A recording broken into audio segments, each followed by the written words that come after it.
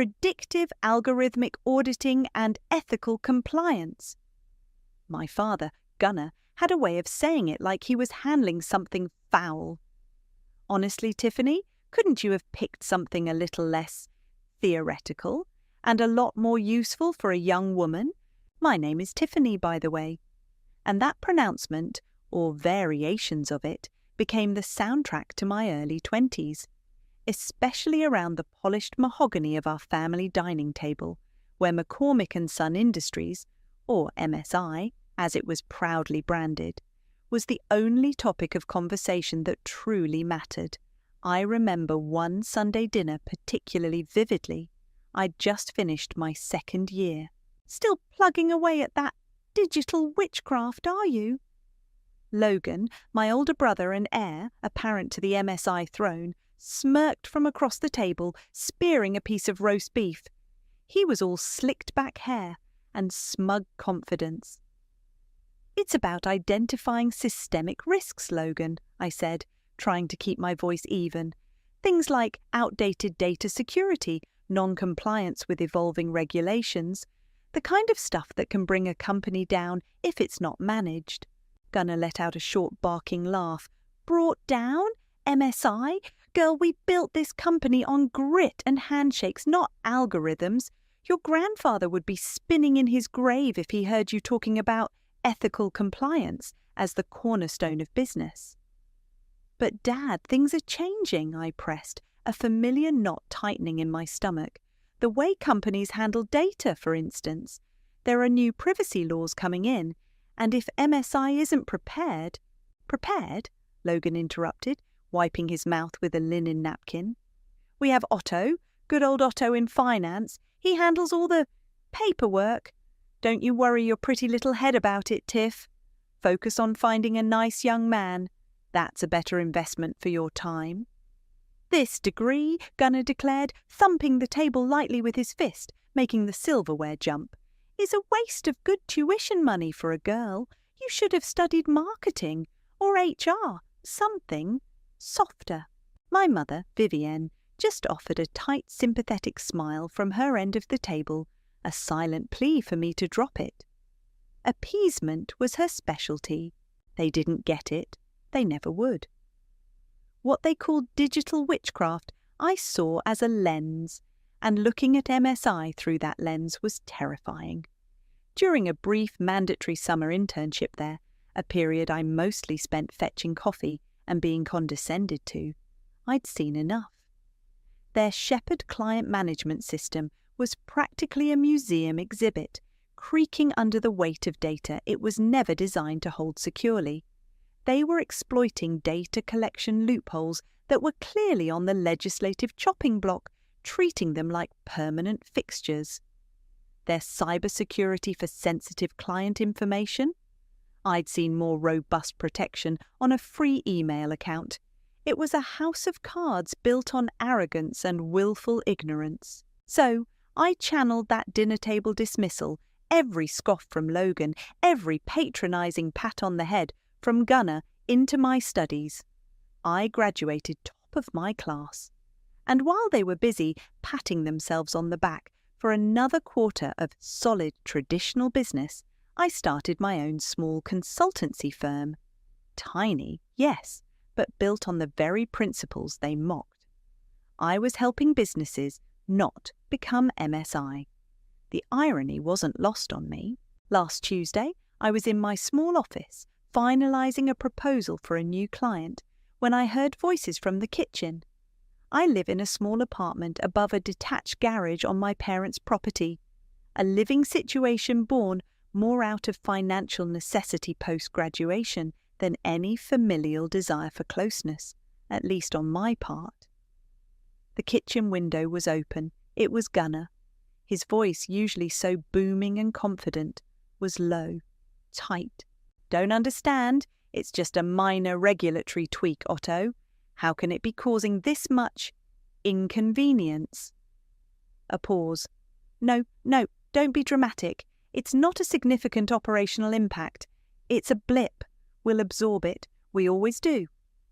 Another pause, longer this time. Just handle it. and keep it quiet. The line clicked off. I stopped typing. A minor regulatory tweak. I knew exactly which one he was talking about. It had been flagged in industry journals for months, the one targeting precisely the kind of data loopholes MSI had been feasting on. They had no idea. This wasn't a blip. This was the first violin tuning up, the soft, almost imperceptible scrape of the bow across the strings. This was just the overture to their opera of disaster. And I, with my pointless degree, was probably the only one in the family who could read the whole damn score. A small, cold smile touched my lips. Let the music begin. The minor regulatory tweak hit the local business news a week later, not as a headline, but as a concerned murmur in a financial column. MSI scrambles after new data compliance rules bite, the subheader read. Apparently, their main client onboarding process, heavily reliant on the now-closed loophole, had ground to a halt. Contracts were delayed, new clients were getting antsy. Logan, ever the PR maestro in his own mind, decided to address it head-on. He agreed to a live interview on a local business news channel. I watched it online, a cup of rapidly cooling tea in my hand. So Mr. McCormick, the interviewer, a sharp woman named Brenda Carlisle, began, "There are reports of significant disruptions at MSI due to the new GDR P7 regulations. Can you clarify the situation?" Logan puffed out his chest. "Brenda, significant disruptions is a strong term, a gross exaggeration, frankly. We're experiencing minor procedural recalibrations. Our robust infrastructure is more than capable of adapting. We're talking about optimizing our synergistic data flow to enhance client privacy protocols, leveraging legacy systems while integrating cutting-edge compliance frameworks." He beamed, clearly pleased with his word salad. Brenda blinked. "So, you're saying there are delays, but you're fixing them?" "We are proactively future-proofing," Logan declared, louder this time. "MSI has always been at the forefront of secure business practices." I snorted, nearly choking on my tea. He sounded like a malfunctioning corporate buzzword generator. The comment section below the livestream was brutal. "Does this guy even know what he's talking about?" one read. Another, "Synergistic data flow. My intern sounds more coherent." The next day, my phone rang. It was a number I didn't recognize. "Tiffany, this is Alistair Finch from Innovate Solutions. Your Professor Shiloh gave me your contact." My heart did a little leap. Innovate Solutions was a fast-growing, progressive tech firm, the kind of company MSI executives probably sneered at for being too new age. "Mr. Finch, yes, hello. Shiloh speaks very highly of your work in predictive auditing. We've been looking for someone to help us stress test our new ethical AI framework, specifically from a compliance and unforeseen consequence angle. Your dissertation on algorithmic bias was compelling." We talked for nearly an hour. By the end of it, I had landed my first major client, a real one that valued my digital witchcraft and was willing to pay for it. I hung up, a grin stretching across my face. Vindication tasted sweet, like the expensive chocolate I was definitely going to buy myself. That evening, as I was sketching out the initial audit parameters for Innovate, my mother called. "Tiffany, darling." Vivian's voice was honey smooth, but with an undercurrent of carefully curated anxiety. "How are you?" "I'm good, Mom. Actually, I just landed a big project with Innovate Solutions." "Oh, that's nice, dear." A beat of silence. The nice was as enthusiastic as if I'd told her I'd found a particularly interesting pebble. "Listen, darling, about your father and Logan, this little business hiccup, it's putting them under such strain. The minor procedural recalibrations." I couldn't resist. "Well, whatever it is," she said, a hint of impatience creeping in. "Your father is very stressed. Logan is trying his best, but he's sensitive, you know." "Sensitive? Logan? The brother who once told me my brain was too full of useless numbers to attract a husband." "I just think," Vivian continued, her voice softening into its familiar manipulative caress, "it would mean so much to them if you were supportive. Maybe pop over for dinner. Show a little solidarity. Family is so important in times like these." "Supportive how, Mom?" I asked, keeping my tone neutral. "Offer to help them optimize their synergistic data flow." "Tiffany, please don't be difficult. Just be there for them. Your father isn't as young as he used to be." "I have a lot of work with my new client, Mom," I said, "but I'll keep them in my thoughts." She sighed, a gust of maternal disappointment. "Well, all right, dear, but do think about it." We hung up. My good mood had deflated slightly, not because I felt guilty, but because of the sheer predictability of it all. They wanted my support, my silent nodding presence, but not my expertise. Never that. I turned back to my laptop, determined to focus on Innovate. As my email client refreshed, a new message popped into my inbox. The sender was anonymous, a string of random characters. The subject line simply read, "A warning." My cursor hovered over it. Curiosity won. The email was short, just one sentence. "The regulatory change is a scratch. The real rot is deeper. Ask them about the Shepherd system's old bones. They're brittle." Shepherd. My blood ran a little cold. The ancient, patched-together core of MSI's operations. The system I knew, even from my limited intern days, was a disaster waiting to happen. Brittle bones indeed. Someone inside MSI was scared, and they thought I could do something about it. Or maybe they just wanted to watch it all burn down with me. The anonymous email about the Shepherd system gnawed at me. Brittle bones. It was too specific, too knowing to be a random crank. My pointless degree had taught me a lot about digital forensics, about how even supposedly secure systems leave traces, echoes in the vast expanse of publicly accessible data. Old press releases, archived website snapshots, forgotten forum posts by ex-employees. You'd be surprised what you can piece together. So I started digging. Not by hacking, nothing illegal. Just by applying the analytical skills my family so readily dismissed.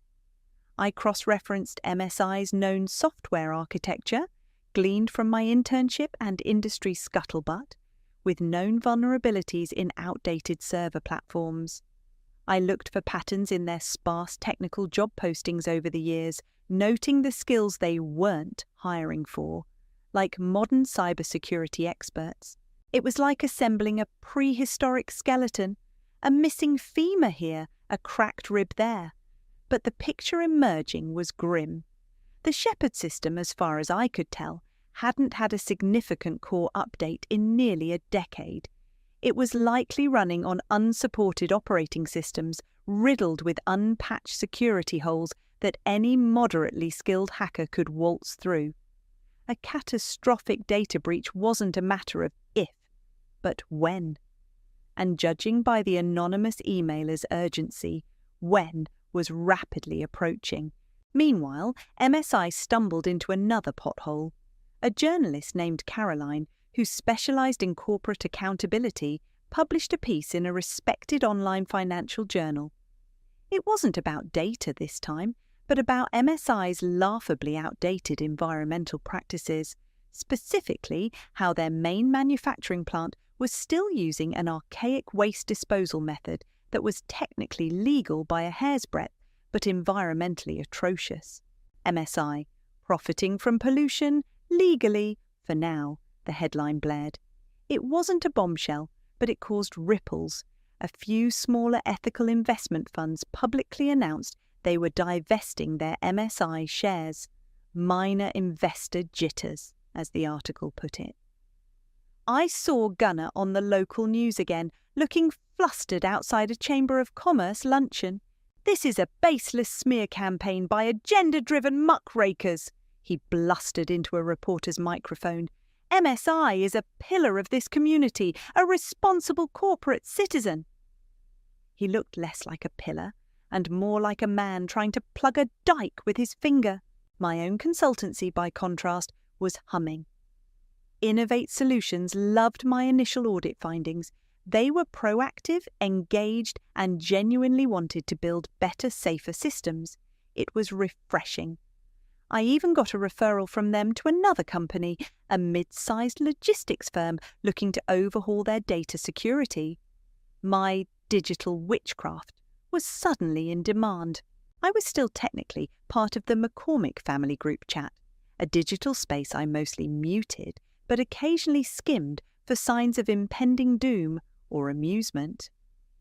One evening, a new message from Logan popped up, accompanied by a picture of him shaking hands with a portly, beaming man. "Boom! Just landed the Henderson account. Biggest deal of the year for MSI. Take that, naysayers. We're stronger than ever.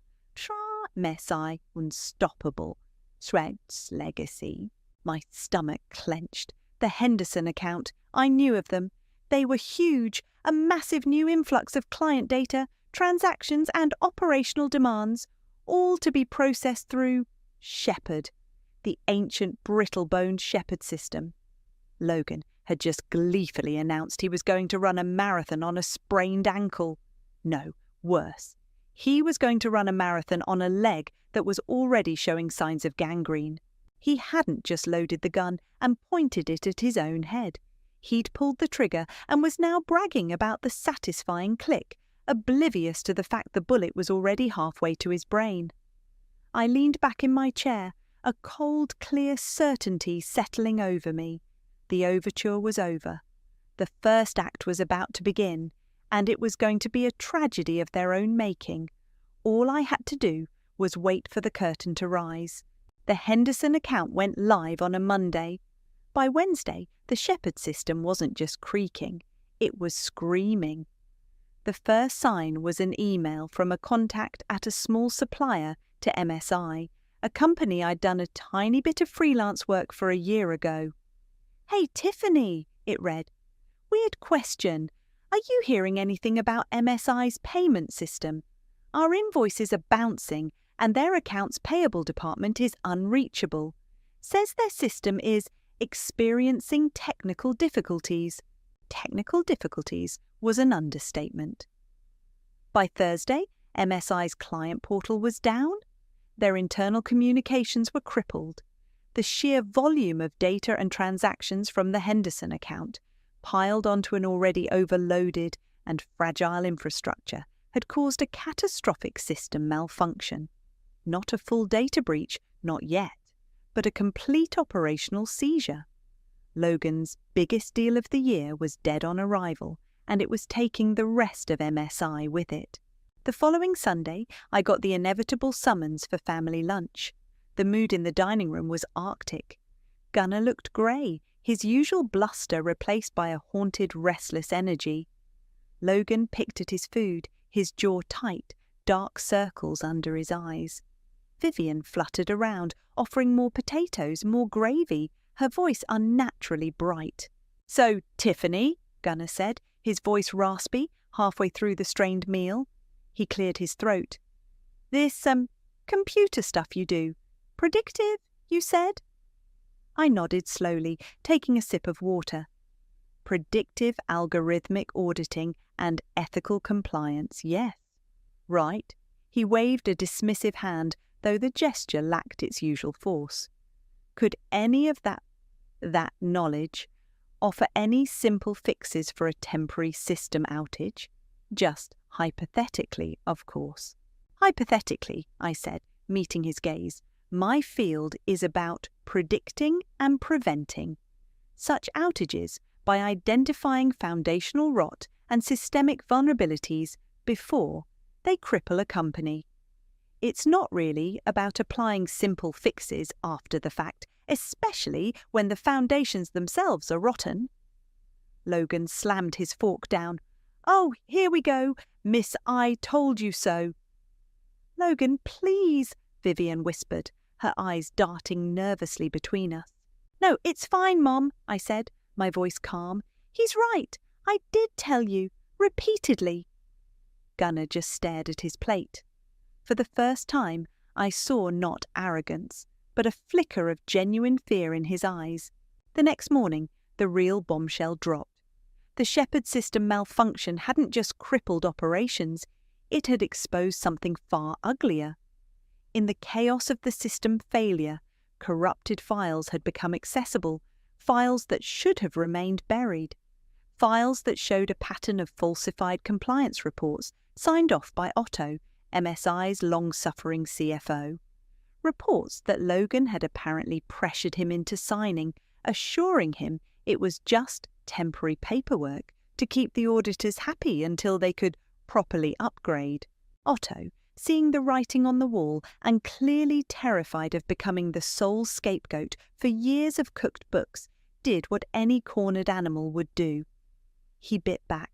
An email landed in Carolyn Brewer's inbox, the journalist who'd written about MSI's environmental issues. This one wasn't anonymous.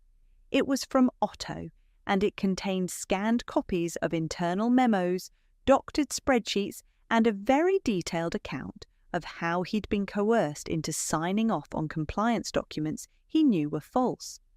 Caroline, to her credit, moved fast. By afternoon, her new article was live. MSI systems collapse exposes potential data fraud, leaked documents allege years of falsified compliance. It was a meticulous, damning piece, quoting Otto extensively and showcasing the irrefutable evidence.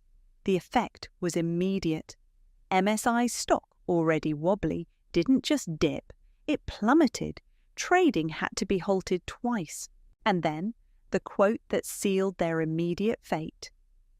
Ulysses Wade, MSI's largest and most influential investor, a man known for his ruthless financial acumen and zero tolerance for incompetence, issued a public statement through his spokesperson.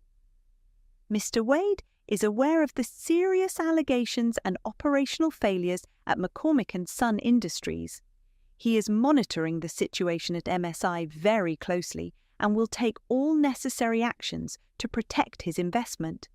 Monitoring closely was investor speak for sharpening the axe. The opera wasn't just in its first act anymore.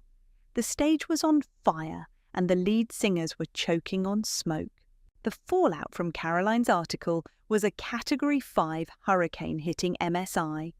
Phones rang off the hook, furious clients demanding answers about their compromised data and stalled projects, vendors screaming about unpaid invoices, and the press hounding them for comments they weren't equipped to give. Ulysses Wade, true to his word, didn't just monitor, he pounced. An urgent meeting was demanded with Gunnar, not requested. The tone I heard through the grapevine, my old supplier contact was proving quite informative, was less, let's discuss, and more, explain yourself before I liquidate you. Logan, predictably, tried to throw Otto under the bus. He issued a statement claiming Otto was a disgruntled former employee. Otto had officially resigned the moment Caroline's article hit, smart man, who was acting out of malice, and that MSI was the victim of a malicious internal actor. It was so transparently desperate, it was almost funny. Otto, however, wasn't going down quietly. He'd lawyered up, and word was he was threatening to go on a media tour, detailing every single shady directive he'd ever received from Gunnar and Logan, unless he received a severance package so generous it would make a king blush. Checkmate, Otto. Gunnar and Logan were now in full panic mode, scrambling to find IT consultants who could perform miracles. But MSI's reputation was already toxic waste. Reputable firms wouldn't touch them or quoted them astronomical figures for even looking at the mess. The few desperate bottom-feeder consultants they did manage to engage just shook their heads and muttered about legacy systems and fundamental architectural failure before presenting equally terrifying bills for doing essentially nothing. My phone rang. It was Vivienne. This time the honeyed tones were gone, replaced by raw, unfiltered panic. "Tiffany! Oh, Tiffany, thank God you answered!" She was audibly crying. "It's a nightmare, an absolute nightmare. Your father, he's beside himself. And Logan, he's trying so hard, but everyone is attacking them." "Attacking them, Mum? Or holding them accountable for their actions?" I kept my voice cool, professional. "Don't be like that, Tiffany, not now," she sobbed. "This is your family, your poor father. He built this company from nothing. You can't just stand by and watch them fall apart. You have to help them. For my sake, Tiffany, please, for family." Ah, the family card, always played when all other cards have failed. "Mum," I said, my voice gentle but firm, "what exactly do you expect me to do? Wave a magic wand and make years of bad decisions disappear? You're so smart with all those computers," she pleaded. "Surely there's something, anything. Your father, he needs you." My computer stuff, as he calls it, is about preventing these kinds of meltdowns, not cleaning them up after the fact when the damage is already catastrophic, I replied. "I have my own business to run, Mom. Innovate Solutions just offered me a partnership, actually. They want to expand my ethical auditing division."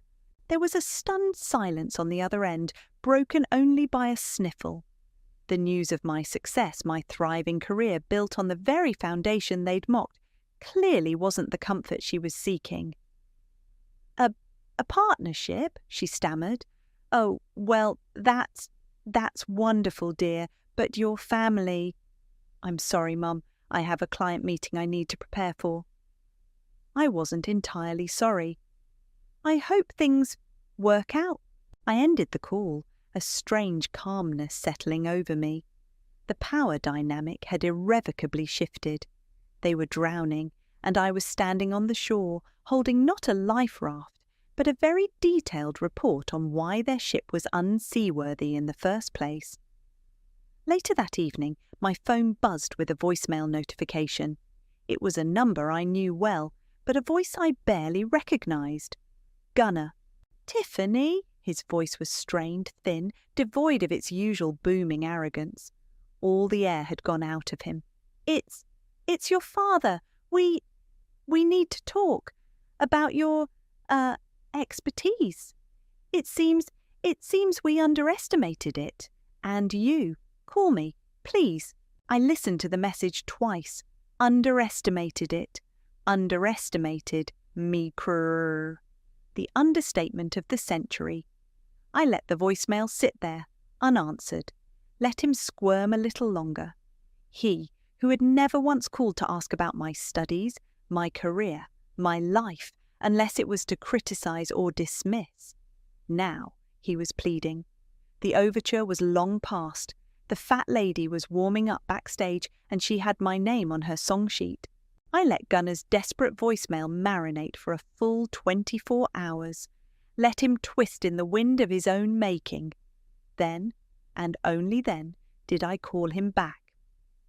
"Dad," I said, my voice coolly professional, as if he were a prospective client I was moderately interested in.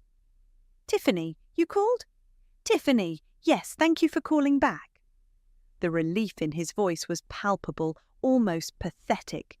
Can you come to the office? Tomorrow morning, 10 o'clock. "The MSI office?" I asked, letting a beat of silence hang. I haven't set foot in there willingly in years. I know, he said quickly, but it's important, urgent, please." "All right," I conceded. 10 o'clock. The next morning, walking into the MSI headquarters felt like stepping into a mausoleum. The usual bustling energy was gone, replaced by a hushed, anxious gloom. The receptionist, a woman who used to give me pitying looks when I was an intern, now stared at me with wide, almost fearful eyes. Gunnar's office, once a shrine to his ego, looked diminished. He was slumped in his oversized leather chair, looking 10 years older than he had a month ago. Logan stood by the window, his arms crossed, radiating impotent fury. He didn't even glance at me when I walked in. "Tiffany," Gunnar said, gesturing to a chair, "thank you for coming." I sat, placing my sleek modern laptop bag beside me.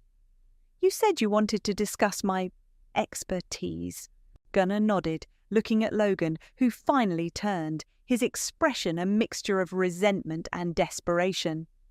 "Look, Tiff," Logan began, his tone attempting a semblance of his old swagger but falling miserably short. "Things have gotten a bit out of hand. This whole Shepherd system thing, the press, it's a mess." "A mess you created," I stated, not unkindly, just factually. Logan's jaw tightened. "Okay, fine. Maybe some mistakes were made. Hindsight is 20/20, right?" "My foresight was also 20/20, Logan," I reminded him. "You just chose to ignore it." Gunnar cleared his throat loudly. "Tiffany, what Logan is trying to say is, we need your help. We need you to help us salvage the company." "Salvage it?" I raised an eyebrow. "From what I've read, and from what my computer stuff tells me, MSI is already taking on a lot of water." "That's where you come in," Logan said, stepping forward, trying to inject some enthusiasm into his voice.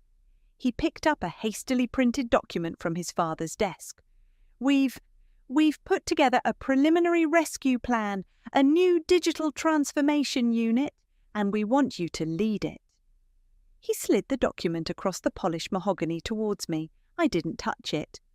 "You'd have full autonomy, of course," Gunnar added quickly, "to rebuild, to modernize, whatever it takes." Logan, however, couldn't resist adding his own spin, his arrogance flaring up even in their darkest hour. "You'd report directly to me, naturally, as head of operations, and your compensation, well, it would be very generous, especially for someone at your career stage." He even managed a condescending little smile. "We understand your academic theories are interesting, but they'll need to be tempered with some real-world business sense. My sense, to be specific. We need practical solutions, Tiff, not more predictions of doom." That was it. The final patronizing nail in their coffin. They weren't learning. They weren't truly repentant. They were just desperate, backed into a corner, and still they thought they were smarter, better. They saw me as a tool, a slightly more advanced version of Otto, to be wielded and then, presumably, put back in my place.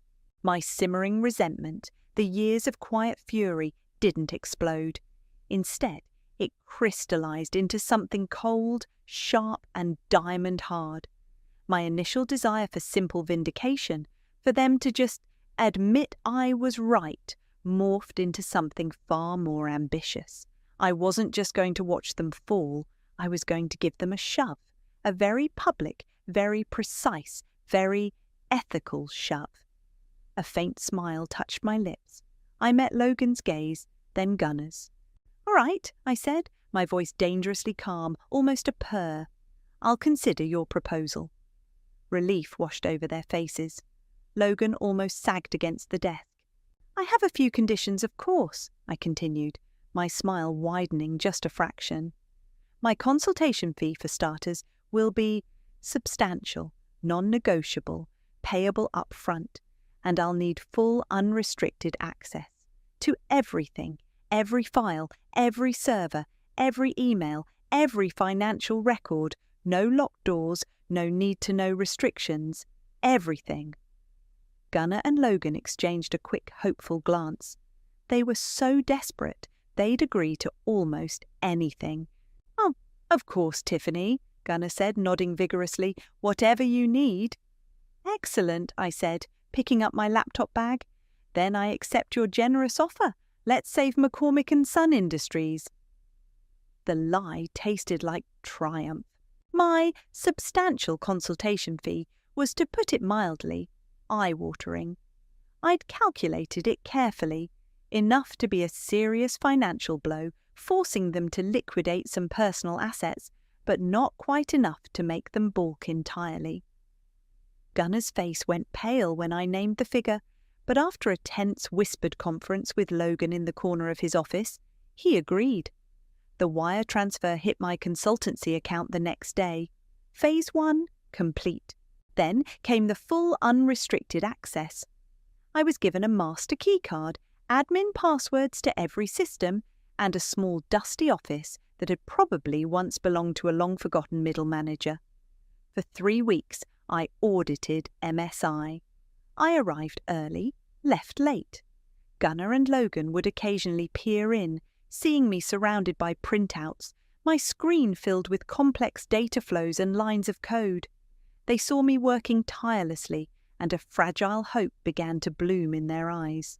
They thought I was their prodigal daughter, returned to save the family empire with my computer stuff.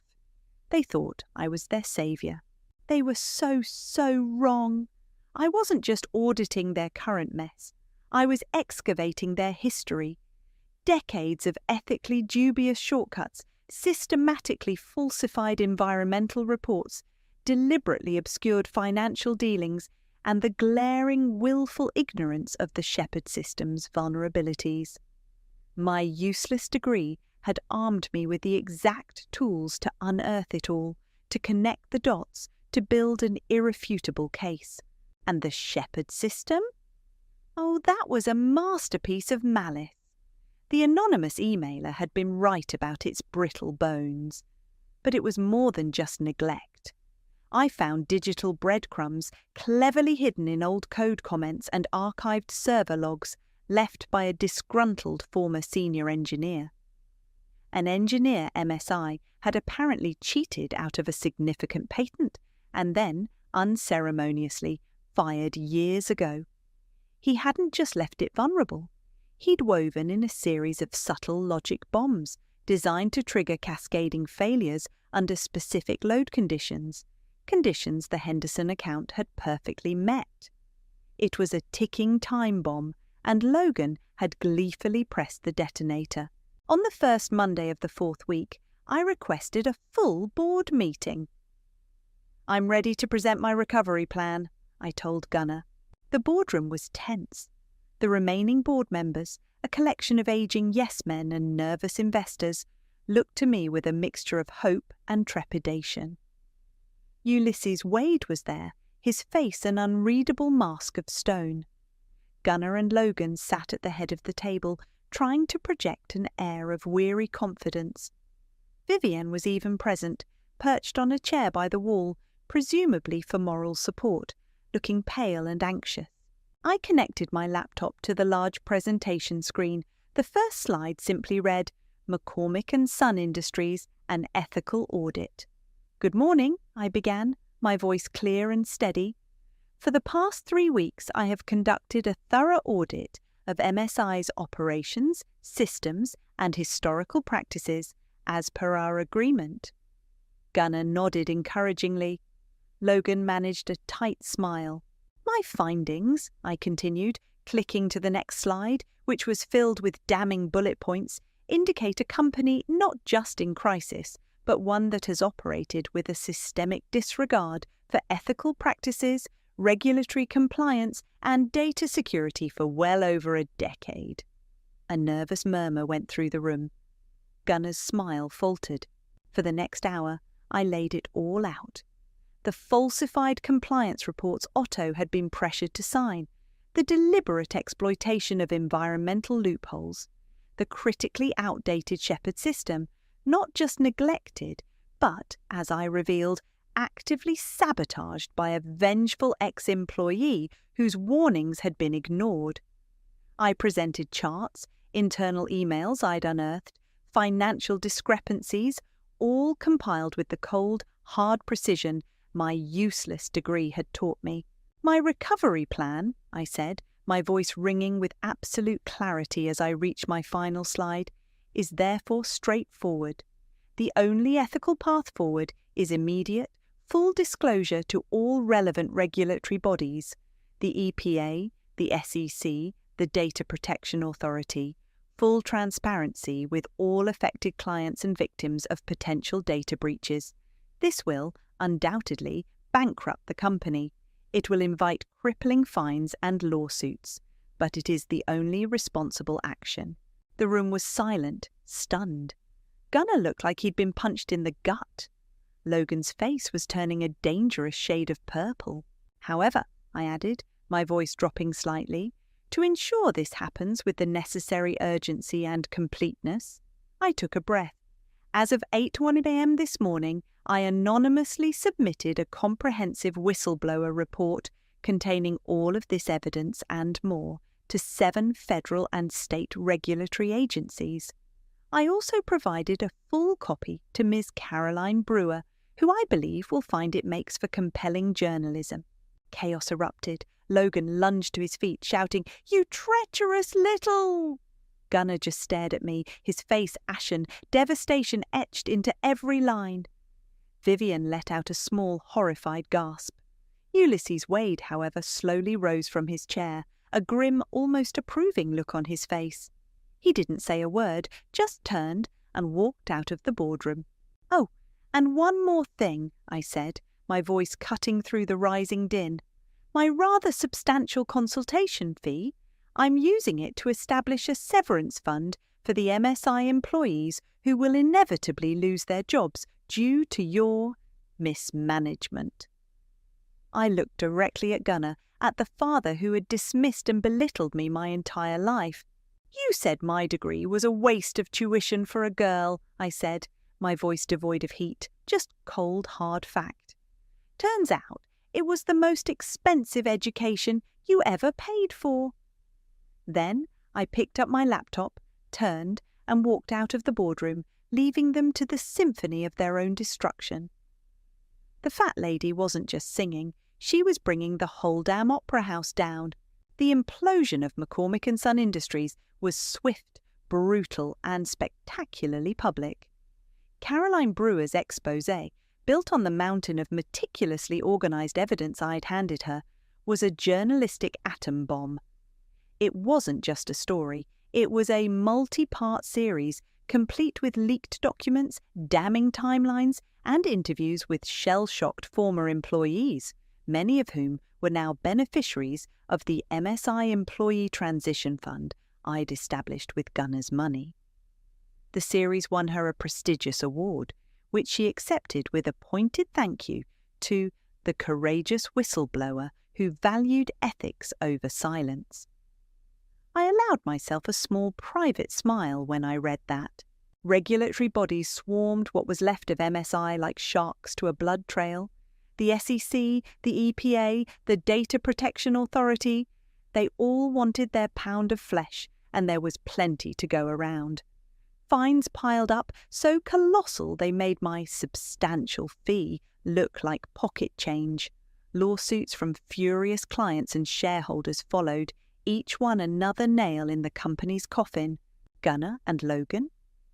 Their descent was just as dramatic. Stripped of their company, their reputations shredded, they faced a barrage of legal battles. The words potential criminal charges started appearing in news reports next to their names. Their assets were frozen. The sprawling family home, the scene of so many dismissive dinners, went on the market, a forced sale. I heard through the grapevine, Shiloh, my old professor, still had contacts who knew contacts, that Logan had been seen screaming at a bewildered barista over the price of a latte. Gunnar, apparently, barely left whatever cramped apartment he'd been forced to rent. Vivienne became a recluse.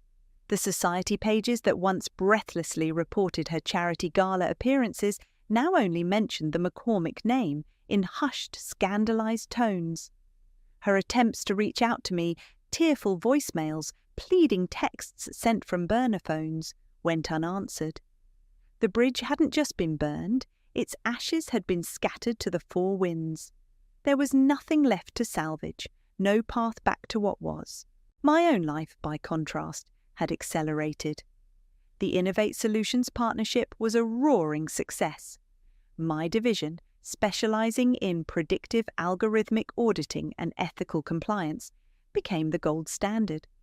Companies, spooked by MSI's very public immolation, were suddenly desperate to ensure their own houses were in order. My client list grew. I hired staff, bright, dedicated people who believed in doing things the right way. We moved into a sleek, modern office space downtown with panoramic city views. I didn't gloat, not publicly. I didn't need to. The results spoke for themselves. There was a cold, hard satisfaction in it, like solving a complex equation and seeing the elegant, irrefutable proof emerge. Justice, in its starkest, most uncompromising form, had been served. I'd built my own empire on the ashes of theirs, an empire founded on the very principles they'd scorned. Did I feel remorse? For them? No, not a flicker. They had sown the wind, and they had reaped the whirlwind. My actions had consequences, for them and for me. The finality of the broken family ties was a tangible thing, a void where something, however dysfunctional, used to be. I had become someone different, someone harder, more calculating to see this through. There was a solitary edge to the victory, a quiet understanding that some doors, once closed, can never be reopened. But I was free. Free of their condescension, their dismissal, their suffocating archaic expectations. I was respected. I was successful. I was the architect of my own life.